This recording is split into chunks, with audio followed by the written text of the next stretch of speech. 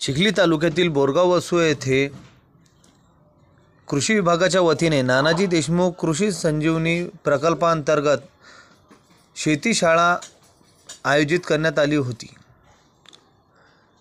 चिखली तालुक्यात असलेल्या बोरगाव वसू येथे 26 सप्टेंबर रोजी कृषी विभागाच्या वतीने नानाजी देशमुख कृषी संजीवनी प्रकल्पांतर्गत एक महत्त्वपूर्ण शेती शाळा आयोजित करण्यात आली होती।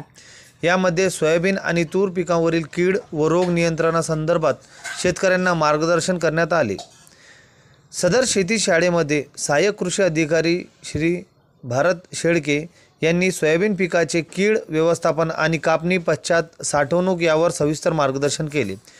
तूर पिकातील कीड व रोगांवर बोलताना सहाय्यक कृषी अधिकारी योगेश सरोदे यांनी तूर पिकातील मर रोग, वांड्या रोग आणि पाने गुंडाळणाऱ्या अळीच्या नियंत्रणासाठी एकात्मिक कीड व्यवस्थापनाचे तंत्र शेतकऱ्यांना समजून सांगितले। कार्यक्रमात पवार साहेब यांनी कृषी विभागामार्फत राबवण्यात येणाऱ्या महा-डीबीटी, PM-FME, अपघात सानुग्रह अनुदान, गोट फार्मिंग योजना अशा विविध योजनांची माहिती शेतकऱ्यांना दिली। या कार्यक्रमाचे सूत्रसंचालन व आभार प्रदर्शन पवार साहेब यांनी केले। यावेळी कृषी विभागाचे श्री ठाकूर विजय, गावाचे सरपंच गायकवाड विशाल, प्रगतशील शेतकरी, महिला शेतकरी आणि पत्रकार मोठ्या संख्येने उपस्थित होते।